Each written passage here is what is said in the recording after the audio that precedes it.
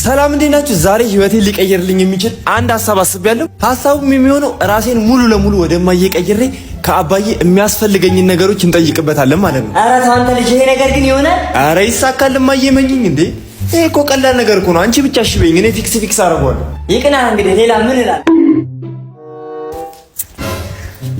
ሰላም እንዴት ናችሁ? ምን ባኮተን እንደው አንድ ሐሳብ ሲያሳስበኝ ነው ያለው። እንደው ቀኑን ሙሉ እንዲሁ ሲያሳስበኝ ነው ያለው። ይገርሞታል። ምንድነው? ቆይ የሚያሳስብሽ አንቺ ነጋ ጠባ ሁል ጊዜ ማሰብ? እንደው በዚህ ልጅ ጉዳይ ነው፣ በልጃችን ጉዳይ። ምን ሆንኩ ነው ደግሞ የሚለው እሱ? በጣም እያሳዘነኝ መጣ ብታዩ። ቀኑን ሙሉ እዚህ ቤት ነው ቁጭ ብሎ የሚውለው፣ ወይ ስራ የለው ወይ ምን የለው። ተው፣ በኋላ ግን አንድ ነገር ሆኖ ከምናዝን የሆነ ነገር አድርገን እንደው ነፍሳችንን ብትረካ ይሻላል። ካልሆነም ደግሞ ከዛ ከጓደኞች ተበዳድረህ ምናምን አንድ መኪና አነስተኛ መኪና ብገዛለት እየተንቀሳቀሰ ስራ ይሰራል። መኪና ለሱ። ሌላም ደግሞ እንትኑን ይስጡት። ይሄ ምንድነው? ወርቆትን ይስጡት።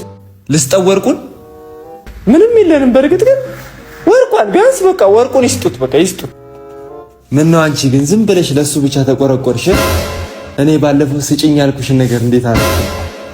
አረ በቃ እሱን ነው ተሰርቼ ነበር።